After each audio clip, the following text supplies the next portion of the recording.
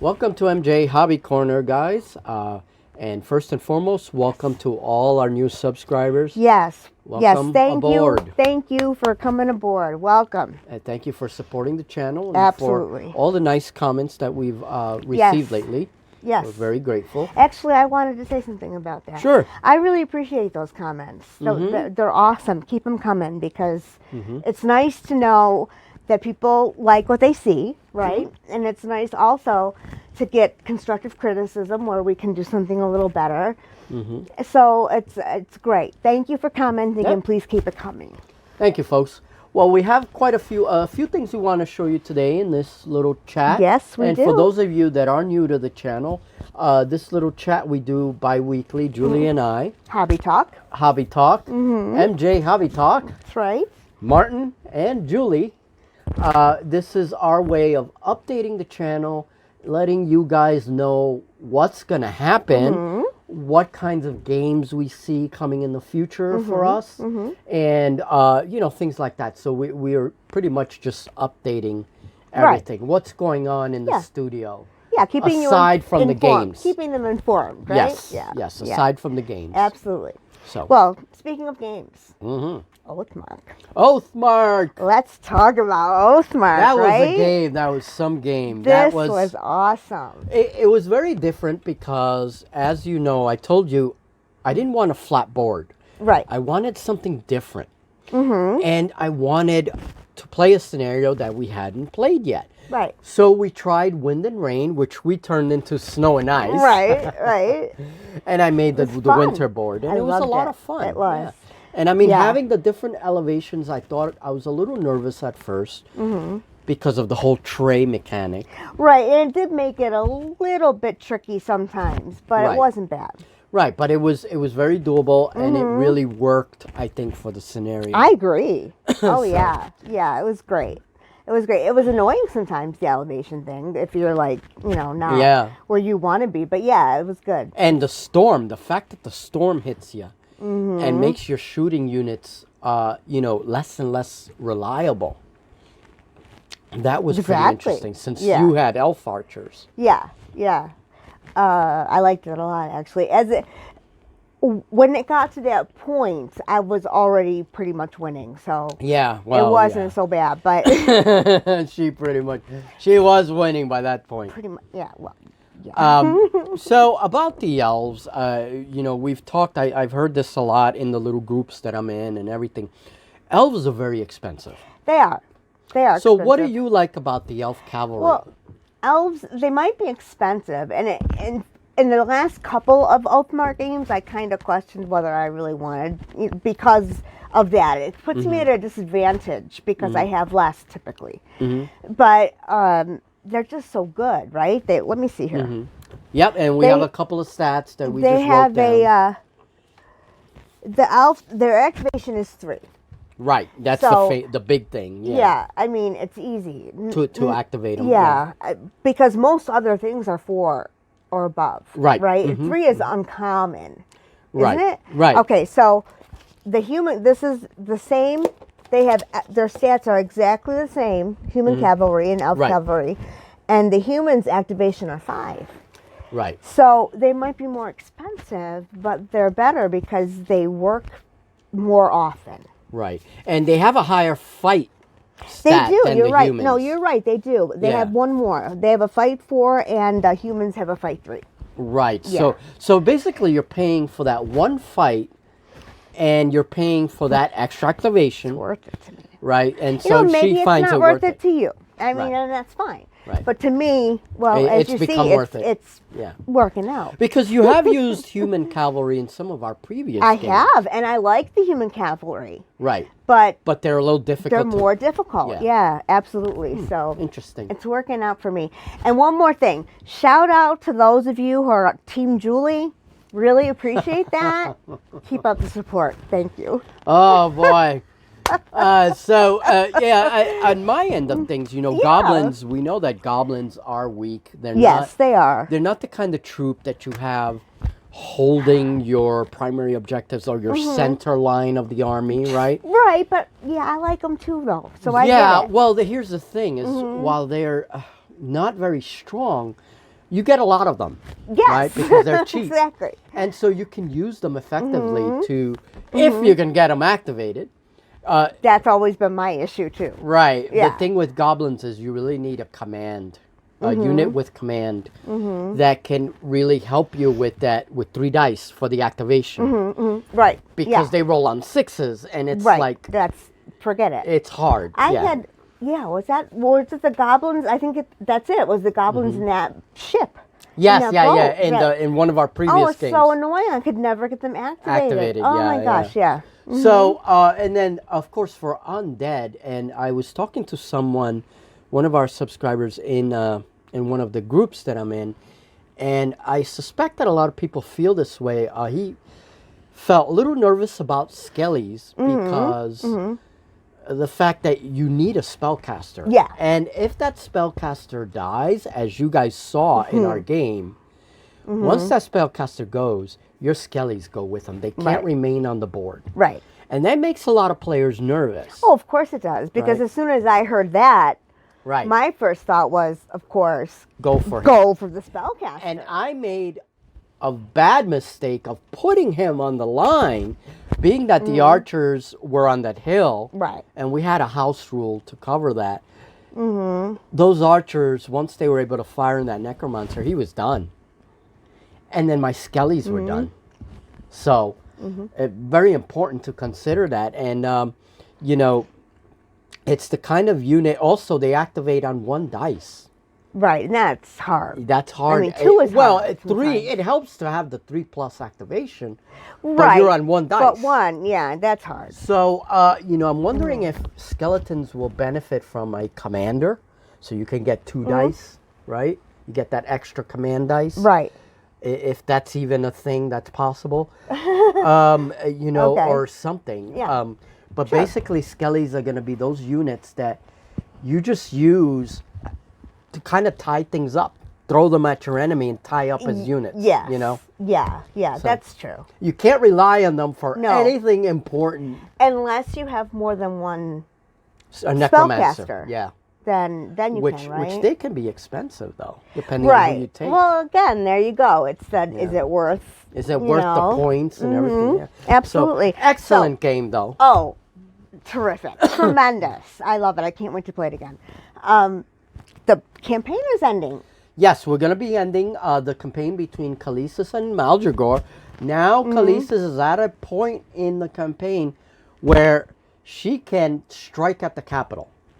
And she has 2 armies. She's taken over the inner circle of my kingdom. And she can do a capital strike. So that'll be the last game. That's probably not going to be this week, but next week. Next week, right. And, of course, holiday schedule's coming. Speaking of holiday schedule. my skull pants, my holiday skulls. Yes. Skulls with Santa hats. His fashionable... my fashionable pants. Lounge pants. Jammies. You know. So... Yeah. The holidays are coming. Yeah, so the holidays. Be... Things will be a little tricky. That'll probably be our last game before the holidays. And, right. And we may have a game this week, but it's not going to be Oathmark. It's going to be something different. Right. You have anything in mind for that? For this week, we may play Advanced Song of Blades and Heroes or Dragon Rampant, one of those 2. I don't know, it's up to you. We'll have to talk about it. How about we get somebody's opinion? Sure. All right, Advanced Song of Blades and Heroes or Dragon Rampant. Dragon Rampant. We would love to hear from you. Yeah. Really, seriously. Either of those 2 games, we know those games. Which one would you like to see? The one that gets the most votes, we'll do. How's that? And if not, we'll just choose one. Yeah, if nobody comments, which I really hope doesn't happen, but yeah, then we'll pick one. So please, let us know what you think. All right, so moving on then. Yes, moving on. Okay. We have an unboxing. We do have an unboxing, that's right. And I'm really kind of excited about it because It's Dead Zones. This is Mantic Games. Faction booster, the Rebs. The Rebs. And this is, I bought this because it's an alien faction. Right. And with our science fiction games coming up, we are going to be playing sci-fi games. Yes, we are. I needed a few more models to boost the collection so we can have some aliens. And these are really cool. And these are really cool. They're really cool. So let's check these out. Mantic Games, Dead Zone, Rebs. Opening go. Dead Zone. Are we ready? Dun, dun, dun. Yay. Okay. Oh, I see plastic. And this is a little propaganda thing. It's Mantic's Armada, the game of epic naval warfare. And actually, this looks pretty cool.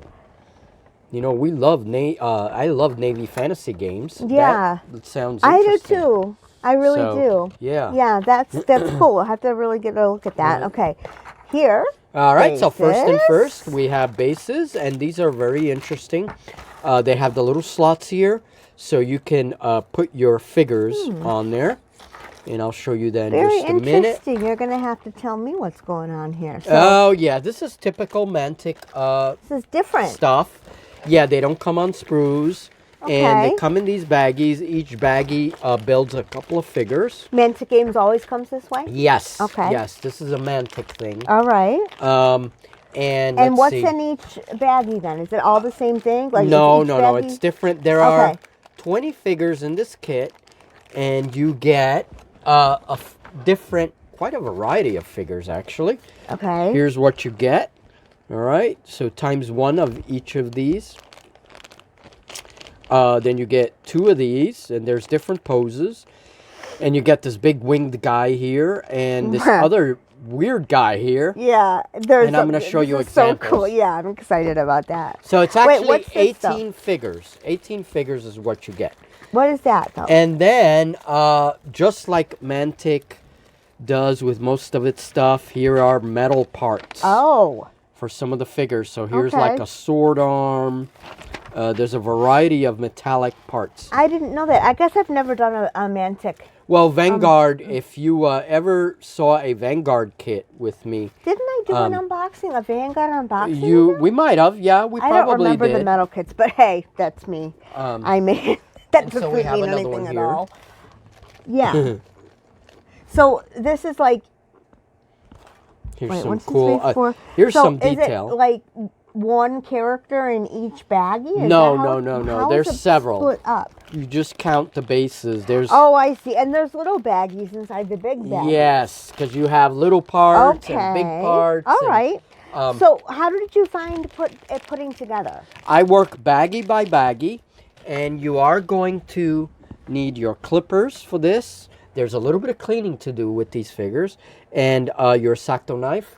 And basically, I just open up a baggie, and I work with anything in there. Okay. I don't open up all the bags at once. That I would just be work. really overwhelming and Yeah, confusing. yeah. Yeah. And because the way they do it is most of the parts associated with the models in here, they're all going to be in the same baggie. Okay. So you want, I work with it one baggie at a time. Yeah, that sounds smart. But how do you find them, like putting them together? Are they easy? You know, I wish Mantic had instructions sometimes. These Right. figures don't have Right. instructions. Now I remember you complaining about that. Yeah. Yeah, but they're Okay. not hard. They're really not difficult to figure out. All right. Well, if anybody in Mantic is listening, you know, that there's a recommendation. Try some instructions. Thank you. And then here is the slot, the base goes right into this slot okay. here. Yeah. So that's really nice. And I'm going to show you guys a couple of figures that I put together. They seem to be solid, right? They are. Good plastic. A good plastic, right. Hard plastic, Okay. good details. You guys could see here. Yeah, I think there's good detail as well. And look at that figure, though. I mean, that's yeah, crazy. it's a very interesting alien it's standing concept. on one leg, Yep. and then Here's another one. it's got like a leg-like thing, but it's really an arm. Right. And then you've got the other. Actually, he's standing. If you will look at this, he's standing on his arm. Yeah, he is. Yeah. So then he's got that arm here, but then he's got his legs carrying the weapons. Yeah, That is awesome. It is a cool Yeah, creature. I mean, look at that. And then he's got a tail. Yeah. Right? There. I mean, come on. He needs a tail. I mean, because he's got a tail. I mean, come on. All right, so the other one then, let's see and that then one. this one is a little different. It's almost lion-like. A very cool looking figure. And again, there is a little cleaning to do here.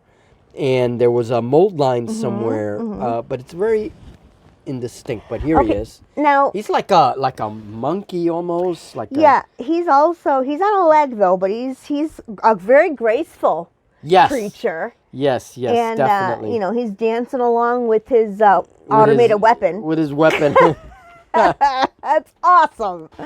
It rocks, and he too has a tail. Yes, he does. I mean, really. Yeah. What else can you want there? Yep. It's a that's very, awesome. very cool figure. I do have, I don't know if it would be considered I don't know if you'd call it a silly question. I know there's no silly question, but whatever. But you were talking about trimming and having to cut and mold lines and such. Isn't that something that you find in every thing, isn't it? I mean, to a various degree. Some kits are better than others. Okay. These kits, they're very clean for the most part in terms of flash. They don't have flash, but they do have the little knobby ends from the sprues that they were once a part of. Right. So you have to like clip those off. Of course, yeah. Right? And so you'll see them on some of the body parts and stuff. Yeah.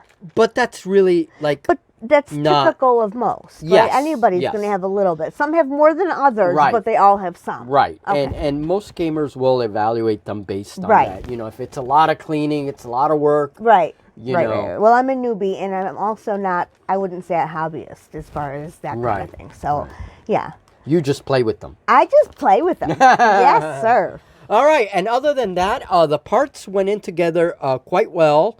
Okay. They have good fitting joints and everything. Good. And these are going to be excellent science fiction Terrific. figures for our game. Yes, they are. I love them. And before I go, I want to show you guys. Yes, the Palanites. Yes. Palanites. These are the Necromunda guys. Woo, Necromunda. I built a couple of them. Okay, and so these are excellent, excellent figures. Now this was an excellent kit. This is what, which Mantic, which? No. Games Workshop. Games Workshop. I just wasn't sure which. Okay. This is 40K. Oh yes, of course. And so there's one, and here's the sniper guy. Wow, I'm really impressed by the detail. Oh, they're amazing figures. And one thing I have to say, typical GW these days. Right. The figures went together very nicely. Awesome. At least within the Necromunda range. Right. I don't know about any of the other 40K figures, but these figures fit perfectly with These each are other. awesome. I have to admit that I've never been a big fan. I like Games Workshop, but the figures, I don't know. But this is really, I like the Necromunda series. Yeah, Necromunda is a very, very cool series. And it really seems like, I mean, they're well made. The detail's amazing. Yep. Yeah, and you say they're easy to put together. They're easy to put together. Everything is numbered. Everything is organized in the sprue. Awesome. So you'll have no trouble. And good socket joints on all of the parts. So I wanted to update you guys on the Necromunda box that we unboxed. Yay! That was our last chat, actually. Yeah. So that was Mantic Dead Zone's Rebs figures. And now I unbox it here. And then once the item is unboxed, we've showed it. It goes straight to the workstation. Oh, yes. Right where, and then that's when I start to put it together. Then it goes to your station. Right? You prime it, and it comes back to me so I can paint it. And that's kind of the routine we've had. So that's right. It's worked pretty well so far. So you'll get those together, and we'll get them painted up. Yep, we'll get them on the tabletop. Yes, sir. All right. 5 parsecs from home. 5 parsecs from home. That is an interesting game. We've been talking about this for a while. Yes, for a while. And I have mentioned it before. I'm still reading the rules. I'm studying the rules. It's not a complicated game. It's a very RPG, has a very RPG feel to it. Right? Sounds good to me. Yeah, it's very narrative. I like that. You can play it as a tabletop war game, or you can play it as a role-playing game. And you probably could combine the two a little bit too, right? Well, yeah. By some aspects of the role-playing it is very narrative. Yeah. Yeah. So it uses two books primarily. You get the 5 parsecs book, Okay. right? Which is all the tables that you need and everything else. But then there's the 5 core mechanic, which is the combat mechanic of the game. Right. Right. And that's separate? And it's a separate little skirmish book. I see. So that's interesting. And I have a little bit, I'm going to show a little bit of those rules now. And then you will see more about this game. 5 parsecs are known I'd by like to Ivan know a little more about Sorensen. it. The game uses the 5 core skirmish rules for most of the action sequences, but the game itself has a lot of tables used in character creation, and it has very strong narrative elements that you use during your campaigns. The game can be played solo and has a very flexible combat system.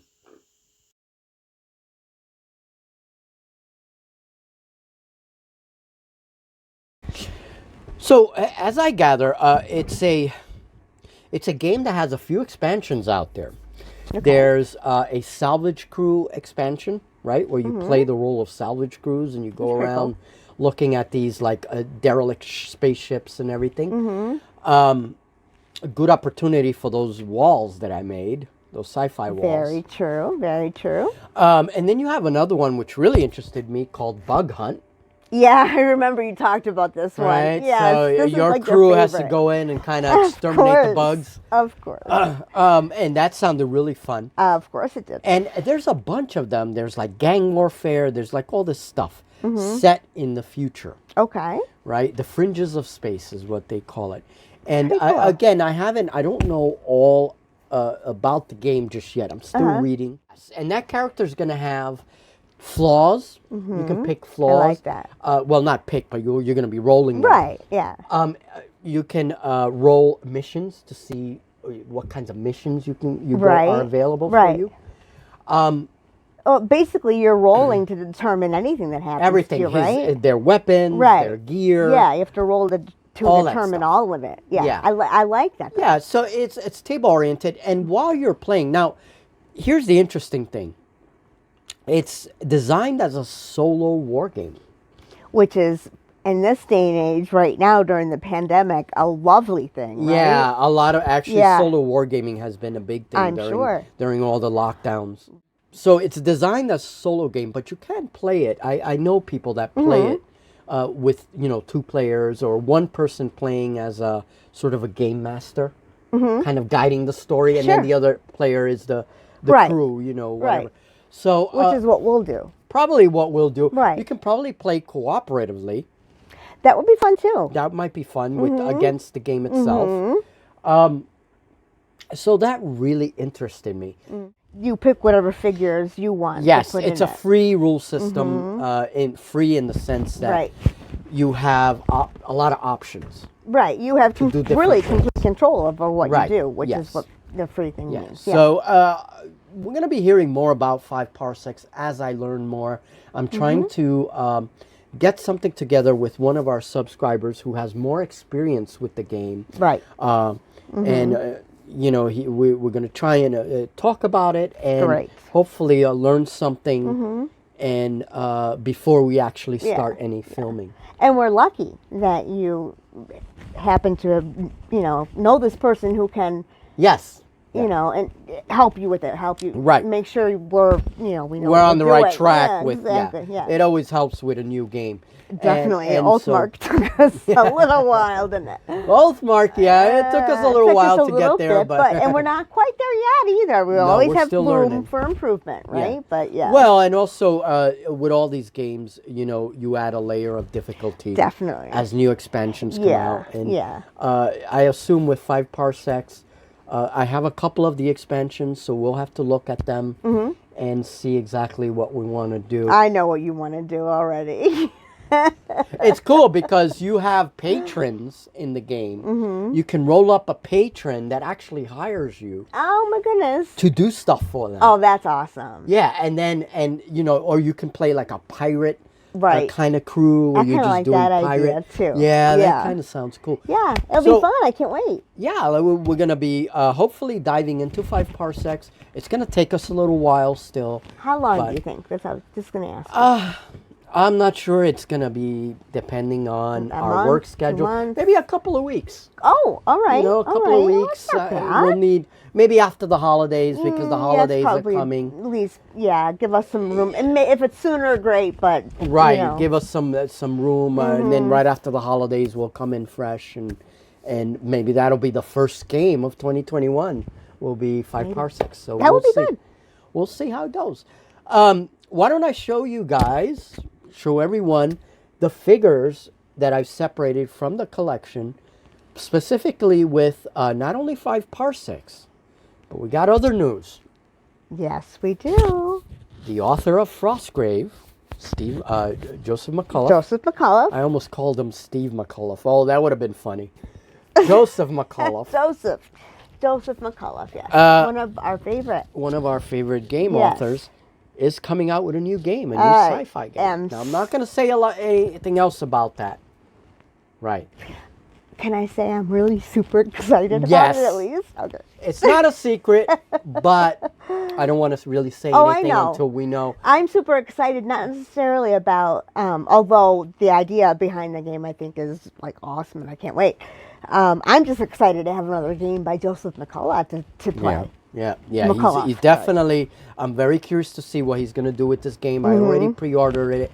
It's called. you Of did. course I did. Called Stargrave. I'm not joking. It's called Stargrave. Everything else, And yeah, 2021 coming in, so that's yeah. a good idea. We'll have a special pre-New Year's game and a New Year's chat before the New Year's over. Yes. And this will count as our Christmas chat. We haven't really decorated the studio yet. No, well, But- we haven't decorated the house much yet. Yeah, it's been a crazy It's year. been a tough year, yeah. All right, well, let's check We'll out get there. some sci-fi figures. Let's This is do the sci-fi collection, and we love showing miniatures because as gamers, we all love miniatures.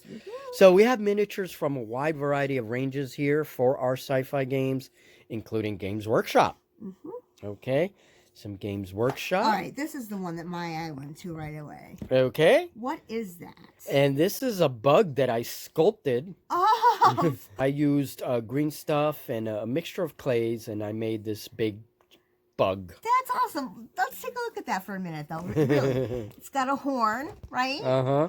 And then it's got what? These are claws, or Yeah, those are guts? like claws or plasma claws. Oh, okay.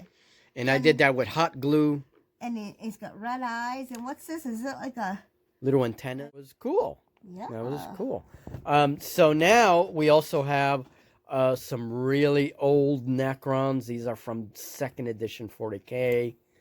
One of the old Immortals. And I got his weapon arm right here. And we're going to be using that. Here's another Necron. Very, very old Necron. What's this? And then this is from Dark Age Apocalypse. Oh, that's why I like it. Okay. All right, and this is one of the Dragiri. I probably will use it as some I kind of like the alien. See, that's it. I remember Dark Age. I like the Dragiri. All right, and this one is curious. This is a Malifaux 2nd edition. But what happened was her little hand broke. Uh-huh. So I had to cut the hand off of a halfling, Of course. take some green stuff, and plug in the halfling hand and sculpt the jacket all over. Oh, so some poor halfling has given its arm. Yes. For this Malifaux. Yes, for her, and now she has a That's hand. Awesome. Poor Yes, halfling. But, poor you know, halfling. And we have some Gates of Antares figures as nice. well. Nice. I'm going to be kind of repainting some of these. Here is a Dark Age Apocalypse figure. This is going to be excellent for gaming.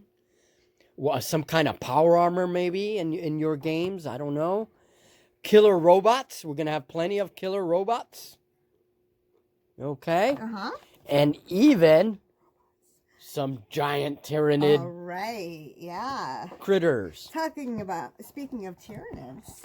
Yes, and my niece 3D printed a Tyranid for me, and I'm going to have to fix that a little bit. Shout out to Maria. Thank you. Thank you very much. Awesome. And so we have a wide variety of ranges here. Here's the figures we just showed you. And of course, the Necromunda Palanites that we are going to be relying on. Yes. And even some Mage Knight figures that I am converting. Nice. I love the conversion stuff that you do. Yes, the conversions are a lot of fun. Yeah. And this one needs a rocket launcher. It's going to have a rocket launcher up there. Uh-huh. So we have plenty of figures. And if you can just show the boxes here. Sure. We also have a couple of Warpath miniature boxes. Yeah. So some more figures for the characters. Ooh, lots more. So you'll have plenty to choose from. And look at I see all the And then the Necromunda, if you can show that. Sure. Those are the figures I'm working on now. These are awesome. You guys have seen these already, right? These are good. And then this. And then that the is Tyranids. Ooh. one of my Tyranid boxes. Ooh. Nice. So there we go. Some Termagants. Yeah, I couldn't say it. That's what Yeah. I said myself. So we have plenty of aliens and critters Lots and lots of and stuff. lots of work. Necromunda will be coming. Yep. Yes. So- Shout out to Jamie. Thank you for watching. Yes. Thank you then- for subscribing. Yes, and thank you for being And interested. So Everyone. there is all the work. We have a lot of work. Yep. And that's why I'm saying 2021 we'll start some sci-fi gaming. Yes, that'll be so much fun. I really am looking forward to it. Cool. What's next? Okay, well, update. I have a small video, very short video. It's like a 4-minute video showing my next project for the week. Oh, okay, good. And that'll probably upload before this or after this. I don't know. Well, let's hope. Let's hope. Our internet is nuts. But what it is an armature for a sculpture. I'm going to start sculpting, and this armature, it's going to be for an Indrik. I'm going to try and sculpture an Indrik from Oathmark, right? I'm basing it on a woolly rhino because, as the book says, you know, they're highly intelligent woolly rhinos. I don't know if they stand upright or if they're 4-legged. I'm going to make it as a 4-legged beast, basically as a woolly rhino. And since I specialize on animal sculptures, I figured this would be a good way to start. It'll be great, yeah. And it'll be mine, so I'm excited. She'll get to use it in her army. And we'll see. If the figure turns out really well, then maybe I can do another one. And I'm going to try and, once the figure is done, then maybe do a little fantasy on it, like some chains, you know, nice. maybe a collar with some chains to indicate that it's domesticated, right? And it'll become part of our games. Awesome. So look out for that if you're interested in sculpting or anything else like that. Proxy sculpting, look out for that. That project has started. And then the rest of the time, putting figures together and painting. And painting and playing. Of course. Of course. Of course. Always playing. All right, folks. Well, thank you for watching. And Julie, this has been a chat by Julie, Martin, and we both welcome all of you to the channel. Thank you so much, guys, for your support. Absolutely. So we will talk very soon. And if we don't, most likely we will see, we'll do something before the actual holiday. Oh, Wish everyone a definitely. happy holiday. Oh, and yeah. everything. Yeah, definitely. Even if it's a special kind of chat. Like, Sure. you know, out of the Sure. blue. All right, folks. Well, let's see how much work we can get done this week and how much gaming we can get done this week. Have a good one, guys. Take care.